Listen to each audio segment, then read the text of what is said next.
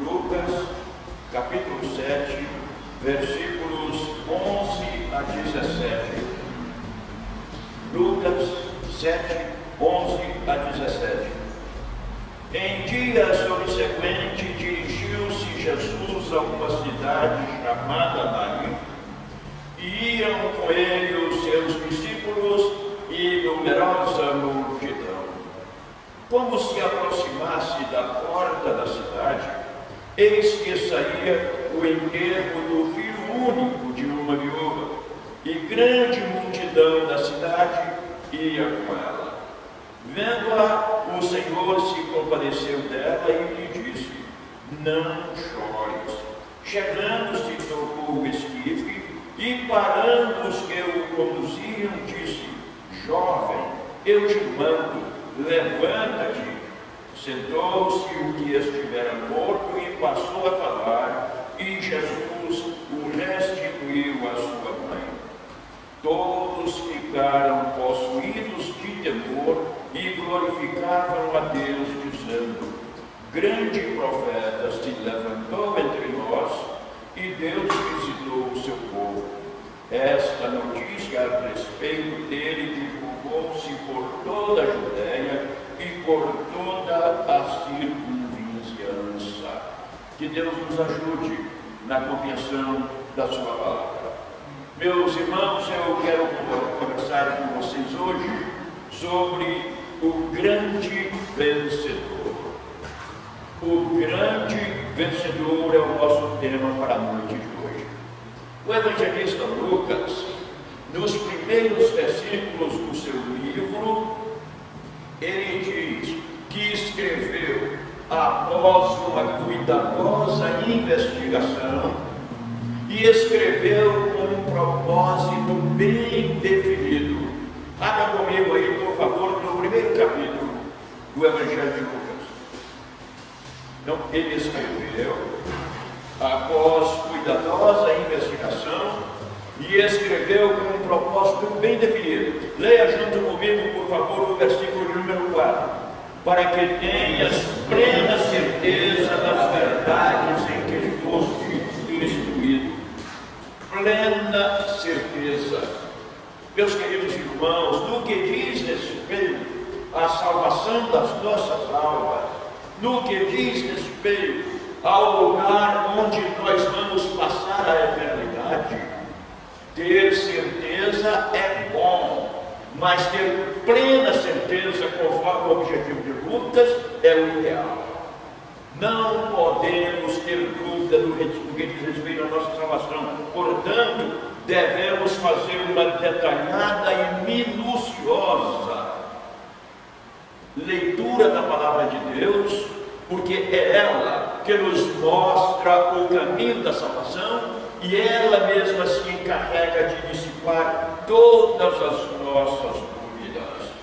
Quando eu falo, irmãos, a respeito da necessidade de ter certeza, eu fico pensando sobre a maioria dos cristãos brasileiros. 50% da população brasileira professa o catolicismo romano. E um dos problemas que vejo naquela igreja diz respeito exatamente à certeza da salvação. No final da década de 1980, eu estive em viagem lá pelo estado do Piauí, e lá em Parnaíba tive a oportunidade de visitar um mausoléu, e em um túmulo, uma placa chamou muito a minha atenção. Em uma placa de granito, um filho devoto de uma senhora que tinha falecido em 1800, e eu não me lembro exatamente o ano, mas em 1800 e alguma coisa, naquela placa, ele descreve, eu creio que a placa continua lá, ele descreve todas as virtudes de sua mãe, e no rodapé ele faz um pedido: rezai-lhe, leitores, um Padre Nosso e uma Ave Maria. Quer dizer, já fazia mais de 100 anos que a mãe dele tinha falecido, e ele ainda julgava necessário que alguém fizesse orações em favor da alma da sua mãe. Isto revela desconhecimento das Escrituras, porque é ensino claro que para quem tem Jesus, o céu é uma realidade imediata após a morte. No capítulo 16 do Evangelho de Lucas, nós lemos a respeito do rico e Lázaro. Lázaro era um mendigo, e quando o Senhor Jesus Cristo falou a respeito da morte de Lázaro, ele diz: morreu o mendigo e foi conduzido pelos anjos ao seio de Abraão. Quer dizer, imediatamente. Nós temos o caso também do ladrão lá na cruz que se arrependeu. Ali o Senhor Jesus Cristo disse a ele: hoje mesmo estarás comigo no paraíso. Jesus não falou a respeito da necessidade de velas e nem tampouco de orações ou missas intermináveis. Céu, para quem tem Jesus, é uma realidade imediata. Posso ter certeza da salvação? A Bíblia responde que sim. O versículo mais conhecido da Bíblia, naturalmente, é João 3,16. E ali está escrito: porque Deus amou o mundo de tal maneira que deu o seu Filho unigênito, para que todo aquele que nele crê não pereça, mas tenha a vida eterna.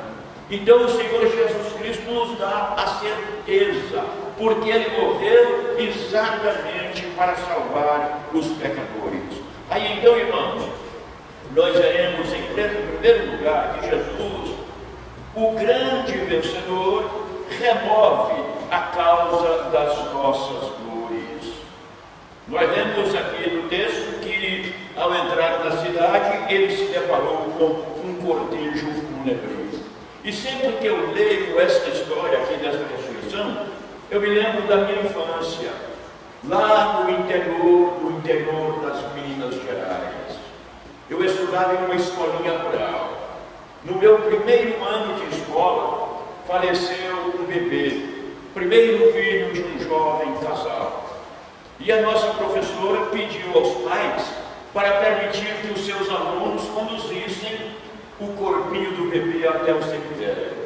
Nós morávamos na zona rural e a cidadela onde eu fui registrado, chamada Itacutiba, ficava da nossa casa cerca de 6 quilômetros. A casa dos pais do bebê ficava um pouco mais distante, talvez uns 7 quilômetros. E eles concederam, e nós, então, os alunos, tivemos a oportunidade de transportar o corpinho. Os meninos iam na frente, eles eram responsáveis por revezar naquele transporte, e as meninas iam atrás. Mas o que me chamava a atenção é que sempre que nós nos encontrávamos com um viajante que vinha em sentido contrário, quando ele percebia aquela multidãozinha de crianças carregando um cachorrinho, aquela pessoa se colocava às margens do caminho, parava, tirava o chapéu ou o boné e colocava aqui, e ele só reiniciava a sua viagem depois que nós passávamos. E a professora então aproveitava para nos transmitir alguns ensinamentos cívicos. Ela dizia: olha, o corpo humano, mesmo sem vida, independente de qual seja a idade dele, tem que ser tratado com a devida reverência, como essas pessoas estão fazendo. Então, quando você tiver a oportunidade como essa, faça do mesmo jeito. Aí então, irmãos, eu me lembro daquela história lá em Itacutiba, por causa de Cristo, quando estava chegando, que se deparou com o cortejo, em vez do Senhor Jesus Cristo, como fizeram os viajantes lá no Itacutiba, em vez de ele parar para o cortejo passar, não, o Senhor Jesus Cristo interrompeu o cortejo. Vejam o versículo número 14, leiam comigo: chegando-se, tocou o espírito, e parando os que o conduziam, disse: jovem, eu te mando, levanta-te. Jesus parou, interrompeu aquela marcha fúnebre. E Jesus interrompeu para nos mostrar quem é que manda, para mostrar que a palavra final não é da morte, a palavra final é do Senhor Jesus Cristo. Eu fico fico ainda, irmãos, imaginando o coveiro esperando a chegada do corpo para fazer o seu trabalho, talvez até um pouco ansioso. E quando Jesus para o cortejo e está ali tocando o caixão do rapaz para providenciar a ressurreição, e o coveiro querendo fazer o seu trabalho, eu imagino ele assim, pedindo para Jesus: Senhor, eu solicito permissão para enterrar o corpo. E Jesus lhe diz: permissão negada. E na sequência o Senhor Jesus Cristo aponta para o caixão e olha para a morte e ordena: devolve a vida para ele. E Jesus não precisou repetir a ordem. Uma única palavra do Senhor Jesus Cristo é o bastante. Ele falou, e leiam comigo aí o resultado da sua fala no versículo de número 15. Leiam comigo, por favor. Sentou-se o que estiver morto e passou a falar, e Jesus o restituiu à sua mãe. Meus queridos irmãos, com isso eu quero dizer para vocês que o Senhor Jesus Cristo, além de ter poder para amenizar a sua dor, Ele tem também poder eterno para arrancar, para destruir tudo aquilo que nos causa dor. Jesus tem poder para remover completamente a causa das nossas dores. Jesus pode agora mesmo consolar corações aflitos, atribulados. Jesus pode confortar o meu e o seu coração. Se há algum sofrimento secreto em sua vida, ameaçando arrancar a paz do seu coração, saiba que há um conforto, saiba que há um refúgio. Esse conforto, esse refúgio chama-se Jesus. Não chores. Jesus disse para aquela viúva: não chores. Parece estranho. Uma mãe viúva, único filho está morto, ela está chorando e alguém falar com ela para não chorar, parece um pouco estranho. Algumas vezes eu me lembro, por exemplo, de uma ocasião em que vi, morava na roça naturalmente, né, com aquele ferro de passar esquentado com brasa, nem sei se todos aqui conhecem, e já vi crianças queimando, desesperadamente queimando o dedinho daquele ferro quente. Está chorando, uma tia toda amorosa chega para ele e diz: não chora não, meu filho. E eu fico me perguntando: tia, como é que não chora? O dedinho da criança está doendo barbaridade, como é que fala com ela para não chorar? E Jesus fala então com essa viúva, chorosa para não chorar, mas é porque o Senhor Jesus Cristo sabia do seu eterno plano. O Senhor Jesus Cristo estava com a sua toalha chamada amor, bondade e compaixão para enxugar as lágrimas daquela mulher. Portanto, quando você estiver passando por um momento de tristeza, lembre-se da história desta viúva e saiba que a sua história não está desgovernada. A sua história não está à deriva. Jesus está no controle dela. Quando o Senhor Jesus Cristo nasceu e o rei Herodes, tomado por um ciúme ou preocupação política, imaginando que alguém ia assumir o reinado em seu lugar, mandou matar todas as crianças de 2 anos para baixo, ali da região de Belém. Nós não precisamos pensar aqui que morreu dezenas de crianças, irmãos, porque naquela ocasião lá a região tinha poucos habitantes, portanto não foram tantas crianças, mas ele mandou matar todas as crianças de 2 anos para baixo. Quando o profeta Jeremias profetizou a respeito da matança dos inocentes, ele falou a respeito de Raquel chorando por seus filhos. E no capítulo 31, versículo 16, ele transmite uma palavra de consolo para as mães chorosas, dizendo: reprime a tua voz de choro, enxugue as suas lágrimas. Meus queridos irmãos, a chave da sua vida está nas mãos de Jesus. As rédeas do seu destino estão nas todas poderosas mãos do Senhor Jesus Cristo. Portanto, não há motivo para perder a esperança, Cristo é Deus em você e é Deus para você.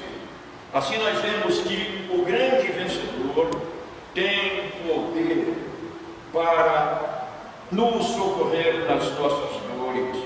E veremos em segundo lugar que o grande vencedor destruiu os poderes da morte.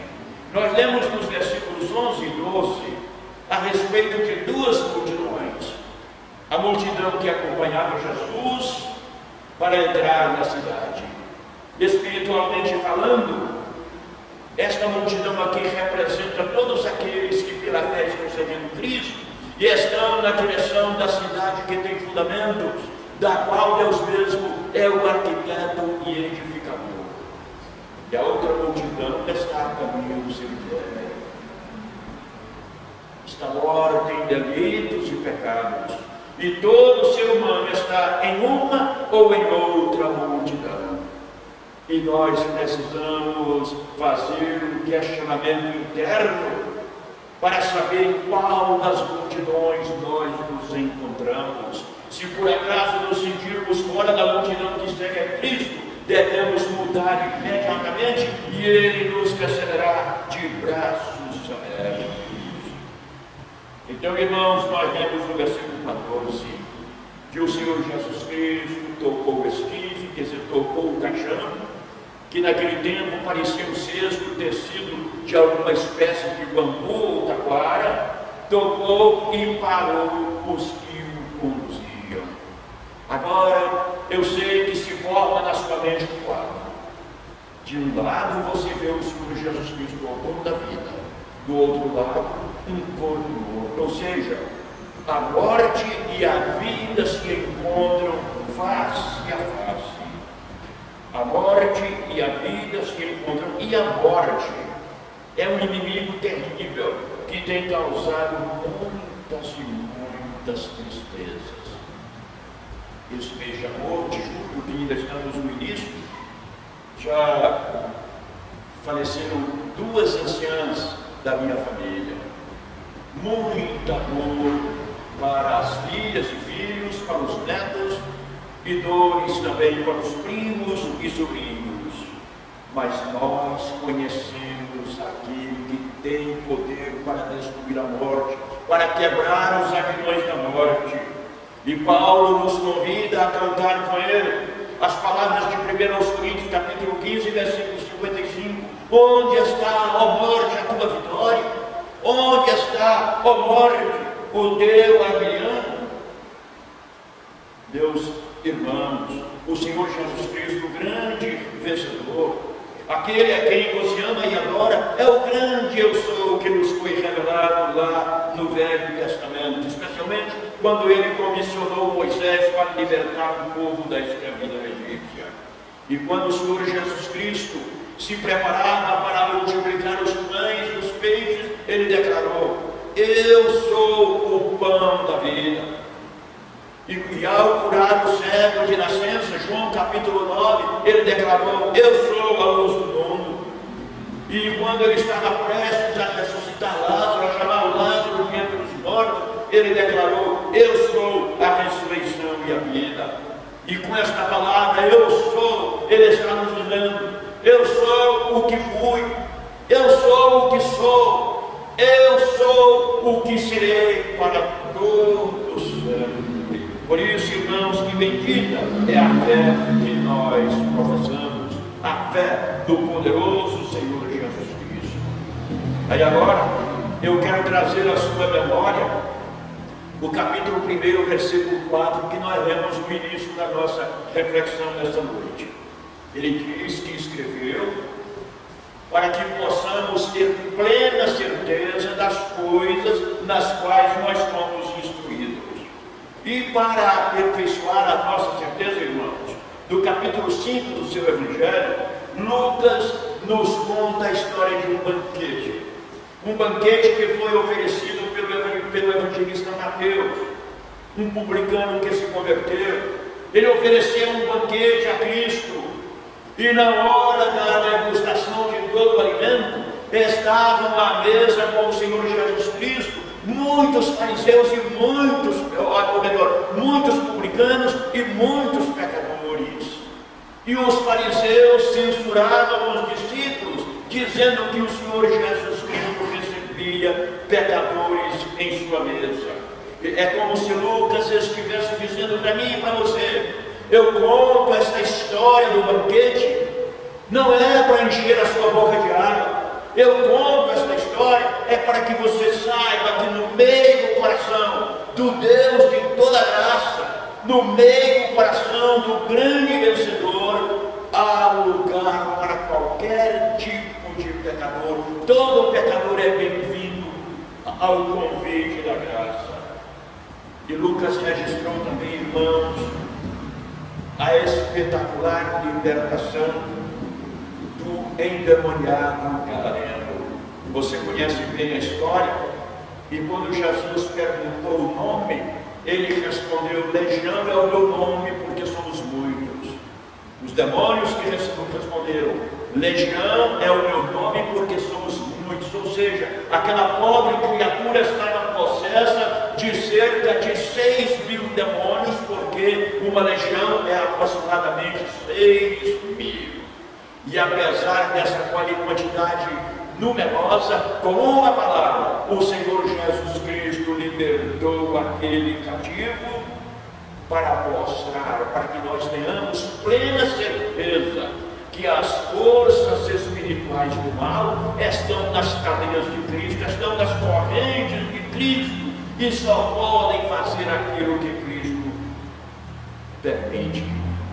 Lucas registrou também o fantástico milagre da multiplicação de 5 pães e 2 peixes para alimentar uma enorme multidão. E com isso é como se Lucas estivesse dizendo para mim e para você: eu te conto a história da multiplicação dos pães e dos peixes, para que você tenha plena certeza de que Jesus é o pão que desce do céu e dá vida ao mundo. Lucas registrou também, eu vou mencionar só mais um milagre. Depois você pode olhar os outros milagres registrados por Lucas e tirar as suas conclusões. E eu recomendo que você faça isso, que vai enriquecer a sua alma. Mas eu me refiro à cura dos 10 leprosos. 10 leprosos que Cristo curou de uma única vez, está no capítulo 17 do Evangelho de Lucas. É como se Lucas estivesse dizendo para nós aqui: vocês sabem que eu ensino das Escrituras, lembra do capítulo 1, versículo 4? Eu escrevi para que você tenha plena certeza das coisas nas quais você foi instruído. Então, dentro das instruções que você já recebeu, você sabe que na Bíblia a lepra é usada como símbolo do pecado. E quando Jesus purificou aqueles 10 leprosos, com a sua poderosa palavra, ou com o seu imensurável poder, é como se você tivesse ouvido Lucas dizendo: eu registrei o milagre da cura dos 10 leprosos, para que você não tenha nenhuma dúvida, para que você tenha plena certeza de que o Senhor Jesus Cristo é o Cordeiro de Deus que tira o pecado do mundo. E com a ressurreição do filho da viúva de Naim, Lucas quer que você tenha plena certeza de que Jesus é o autor e restaurador da vida. E agora eu quero concluir fazendo 4 aplicações deste milagre para as nossas vidas. Em primeiro lugar, versículo 14, a parte B: jovem, eu te mando, levanta-te. Leia essas palavras comigo: jovem, eu te mando, levanta-te.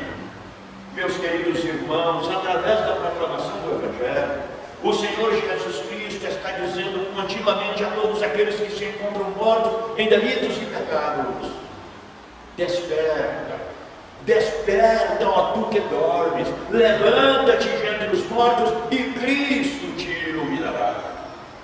Em Daniel capítulo 12, no versículo 2, ele fala a respeito da ressurreição do último dia. Ele diz que muitos ressurgirão para a vida eterna, para uma vida de glória com Deus, e outros ressuscitarão para a vergonha e o horror eterno. Esses são aqueles que estão representados pela multidão que estava a caminho do cemitério. E a minha oração, o meu objetivo nesta noite é que sejamos um dia todos ressuscitados para a glória eterna com Cristo. Que sejamos todos companheiros de Cristo, compondo a enorme multidão que o acompanha, tendo como destino a cidade que tem fundamentos, na qual Deus mesmo é o arquiteto e edificador. Em terceiro lugar, não chores, reprime a tua voz de choro, enxugue as tuas lágrimas, porque em Cristo você tem a certeza de que todas as dores deste mundo são passageiras. Elas vêm, é inevitável, mas elas vêm e passam, porque a palavra final não é das dores, a palavra final não é das enfermidades, a palavra final é de Cristo. E agora, por fim, eu quero encerrar com o objetivo principal, é que você não tenha nenhuma dúvida a respeito da certeza da sua salvação. Eu ouvi recentemente um sermão do reverendo Hernandes, em que ele diz o seguinte: Jesus não morreu para possibilitar a sua salvação, Jesus morreu para salvar você. E tem muita gente que lê João 3,16, como por exemplo, aquele caso lá de Parnaíba que eu falei para vocês, do filho, que depois de quase 200 anos de morte da sua mãe, ele ainda está pedindo alguém para orar e para acordar a alma dela, porque eles leem João 3,16 da seguinte maneira: porque Deus amou o mundo de tal maneira que deu o seu Filho unigênito para todo aquele que nele crê possa alcançar a salvação. É assim que está escrito, irmãos, a parte final? Para que aquele que nele crê possa alcançar a salvação, é isso que está escrito lá. Me ajuda aí, gente. Então, eu falo e vocês repetem comigo, por favor. Porque Deus amou o mundo de tal maneira que deu o seu Filho unigênito, para que todo aquele que nele crê não pereça, mas tenha a vida eterna. Onde é que está a dúvida, gente? Ele não morreu para possibilitar a sua salvação, diz o reverendo Hernandes. Ele não morreu para possibilitar a sua salvação, ele morreu para salvar você. Louvado seja o nosso eterno e todo-poderoso Redentor.